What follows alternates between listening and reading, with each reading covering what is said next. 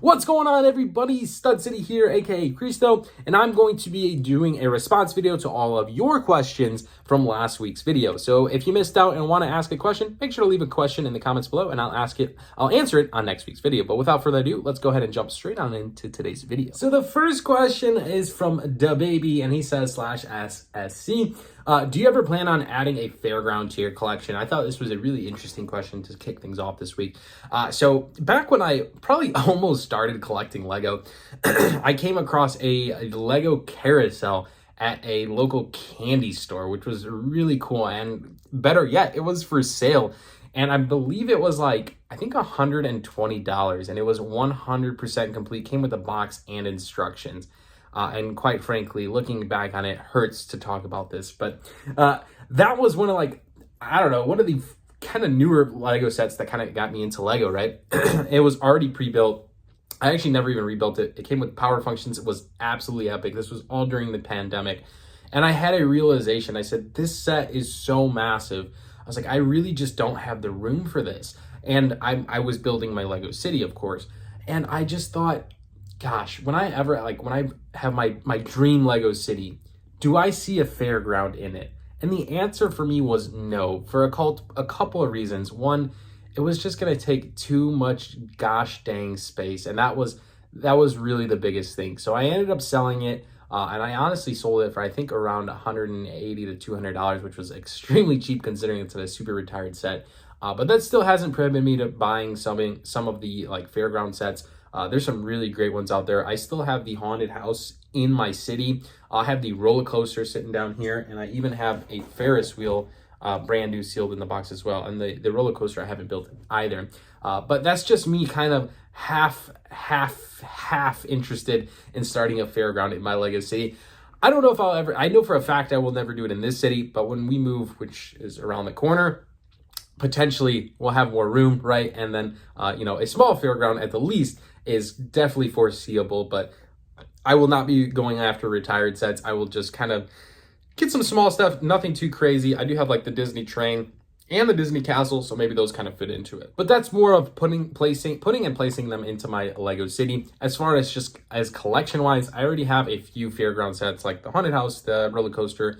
I plan on buying the new roller coaster, and then I had that Ferris wheel, and then some of the Lego City sets fall under the Fairground, right? I know they're not the massive Lego Creator Expert sets, but they're still great sets. So maybe in the foreseeable future, we'll actually implement those into the city. If they're in my collection, that means they are sealed. Anything built, I try to place into my Lego city.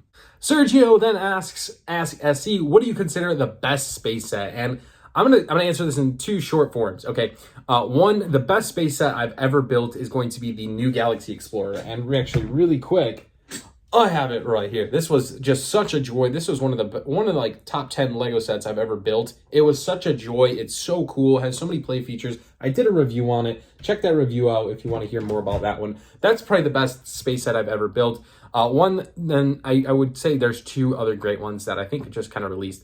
The NASA Apollo Saturn V, that one is absolutely fantastic. The scale of it, it's insane. It's a Lego Ideas project. It's just epic, right? And then one is from way back when, I don't even know what year, 90s, 80s, I have no idea. It's the Monorail. So this set looks incredible. I've seen this at maybe Lego conventions on huge displays. But this to me is one of the best Lego space sets ever made. Just one, because it's a monorail, and monorail is such a sought after Lego kit, right? And two, it's space. It's a space monorail. And I mean, it's not amazing compared to Lego standards today, right? But just think, decades ago when this set came out, it's a movable monorail train going through space. And there's so much to it, and I love it. If this was a modern day set, I would buy it, even as if at a retail price. Of course, some of the prices on this are in the thousands, right? Just because they're so old and vintage. But for me, if Lego made a new monorail and it happened to be space, it doesn't matter, I'm buying it. That's one thing I think Lego should make in modern day is a new monorail. I think fans would just eat it up. I, for one, would eat it up. I would have a huge monorail system across my Lego city, just because it's friendly to space. So that's kind of why I'm so attracted to it.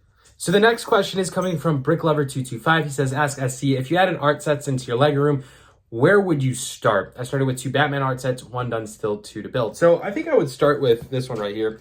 I have actually 3 copies of the Star Wars one, the Sith arts. These are awesome. So you can build them actually 3 different versions, which they look incredible, like the Darth Vader, the Darth Maul, and there's Kylo Ren down there as well. So 3 incredible builds, but you can actually build all 3 of these into one build, and that's the massive Darth Vader, which is pretty awesome. As far as modern day ones, because that is retired, I think I would like the Harley Quinn from the Batman. I don't have that one. Definitely on my list to get. Big Harley Quinn fan. So that's definitely one I would like to pick up. And aside from that, I don't think there's any other art sets I'm super intrigued in. I know an art set I'm interested in is Van Gogh, but that's not like the mural arts, right? It's just a hanging piece that you could put on the wall, but I think it'd be cool to hang that, maybe above the Lego City or somewhere around it. So that's kind of my thought there. I wasn't planning on building these yet until later down the road, later in my Lego career. So for now, I'm going to keep these sealed, just because we are looking to, like I said, we are looking to move. So this Lego room is going to be, still temporary, right? But yeah, I want to keep things off the wall until then, and then in the next house, go just utterly crazy and just make it my own kind of deal. But if I had to start right now, I would just start with what I'm interested in. And I've seen a couple like Porsche 911 ones that are more custom. So I'd get whatever pieces I can to get those. I think that would be really cool to hang in like a Lego City or Lego room. Just whatever you're intrigued in is kind of like my best advice. If you're starting the art sets, just kind of focus on what you're interested in and kind of not what's available to you. Our next question comes from Cool Kato, and he says, what Lego sets do you not like, and why do you not like them? Such a good question. Like, this is something that we just don't talk about. So, I actually have a few different examples for today's video. So, as far as I don't like, so here's one example. Here's the McLaren Formula One Team 2022. So it's the McLaren Formula One. I think this set's incredible. It looks amazing, but I don't like it. And I know that's hard to probably grasp, but there's going to be multiple examples, so bear with me. I don't like Technic. For me, I like Lego because the playability, the ease of it, not the struggle.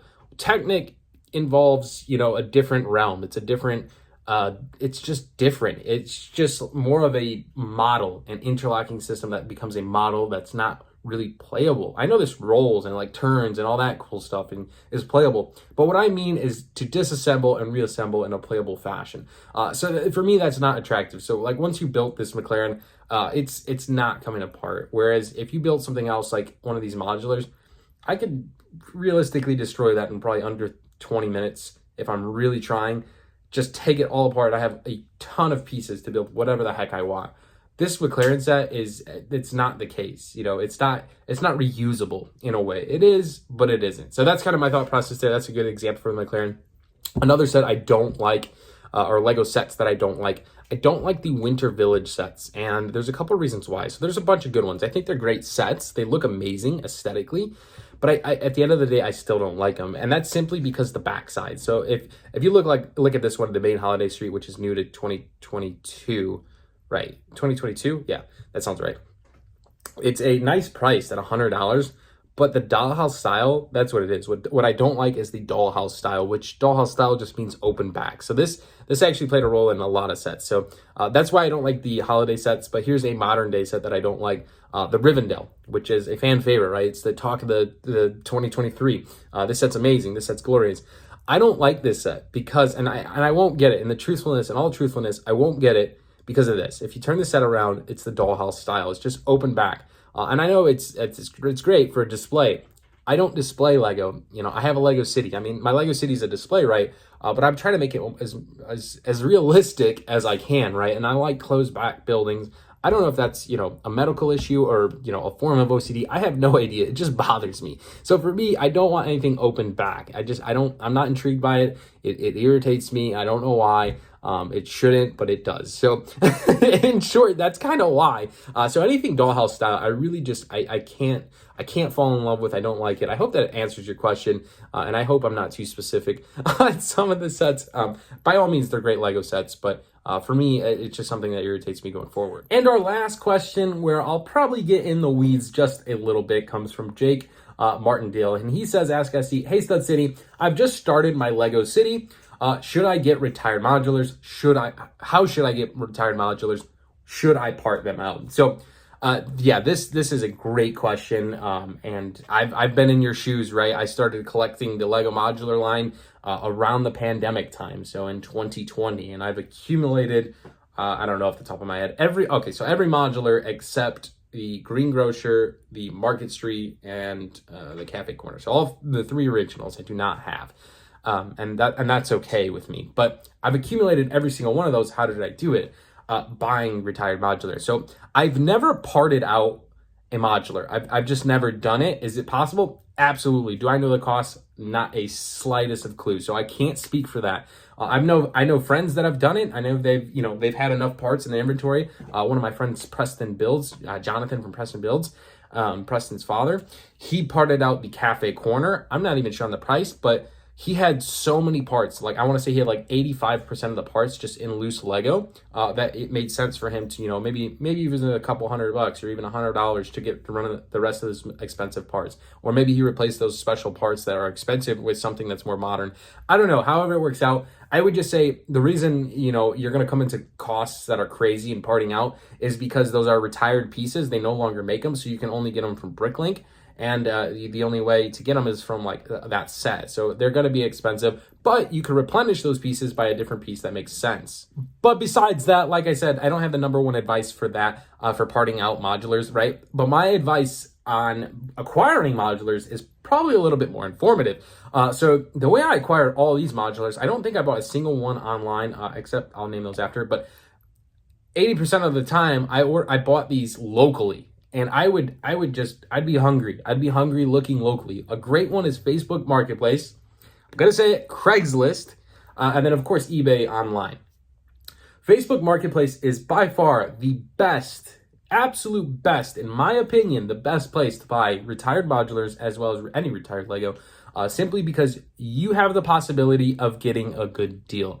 eBay is not the case. There's people that live on eBay. There's bots set up to notify people. It's just a different realm where locally, even if someone locally, is a Lego guru and is buying everything, locally just offers the competitiveness of, running into someone by chance. And you just have more fortunate. Like, you could set up alerts. You could just check, once a week, whatever, twice a week, every day, whatever it may be. There is deals. So if you look at Facebook, I just typed in Lego Modulars, and there's so many, right? Like this Grand Emporium for $450 in Chicago, brand new. I haven't even kept up to date on prices on some of these just because I have them. It doesn't really bother me. But Grand Emporium for $450, sealed in box. Like, and if you're gonna build these anyways, you really realistically don't need these. Here's another search page. We have the Creator Expert Brick Bank, $560, brand new. The best part of this is if you're in this area in the Wisconsin, in the Wakwango, I don't know if I'm saying that right. If you're in this area, maybe you offer this guy $500 and he's like, you know what, I want to get rid of this. I'm going to take it. It's $500 cash. I have no fees. I'm meeting you in person. This is the way to do it. You're going to save so much. And you can negotiate and you might get fortunate, right? Here's another one next to it, the Grand Emporium for $400 used. Maybe it's missing, $20 worth of parts. I don't know. For $400, you can offer them $350. Be like, hey, it looks disassembled. I'm going to have to do some work. Here's an expensive one, the Market Street for $1,200. That's an expensive modular. I don't even quite know the price on this. I feel like $1,200 is a little high.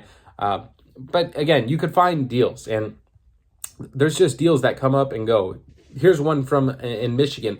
What is this? The Fire Brigade for $400. That's a pretty realistic deal, and it is used, but maybe you offer them $350. Anyways. Aside from that, here's some of the deals that I've gotten. I think I've covered these in way long ago videos. It's been a while since I bought a retired modular. I did get the Town Hall as a gift for my birthday from my missus. I want to say that was around $950 used, which is absurd amount of money, right? But that was on eBay, and I had nothing to do with that. If I would have bought it, I wouldn't have bought it for that. So just do keep that in mind. But the Fire Brigade, I picked that one up eons ago, and I actually got it in a 2-pack, I believe, with the Grand Emporium, and I think I paid $500 for the 2 of those sets. And in hindsight, that's a tremendous deal. Those were 99% complete, so I think I did a little bit due diligence and ordered some parts. So there's those 2 sets. Then there was the Palace Cinema. I think I picked that one up for $150, I think, off the top of my head, locally. So it was a small drive. Got to take my puppies for a drive. Absolutely enjoyed it. So you just won't find that deal elsewhere. The Ninjago City modulars I got gifted to me, but those aren't really modulars, right? I'm trying to think what other modulars. The Brick Bank, I made a trade for my Steel Downtown Diner, which is not quite as valuable, but it's still going up there and is an amazing set. I traded that evenly for the Brick Bank, which was sealed. The Detective Office, I bought off Jonathan from Discord. Another great deal. Just local guys, right? Like local places. And even the Assembly Square, I didn't even buy that one new. I bought it used. I bought that used from somebody local. I paid $240 way back when. So even then, that ended up being a great deal. But I am stretching this. I could go over Lego deals and finding, the modular is just something that super intrigues me, right? So I could go on and on about that, but I hope that answers your question. Again, in short, local deals are the best deals. So hope that answered your question well enough. That was a really good question. I love answering that, Jake. So as always, guys, that's going to wrap up today's video. Make sure to leave your questions in the comments below, and I can respond to them on next Friday's video. This one was a hoot. It was fun to record. So have some more great questions, guys, and I'll be sure to respond next week, and see you next week on Friday's episode. Thank you guys so much for watching. My name is Creaso. See you in the next video. Peace out.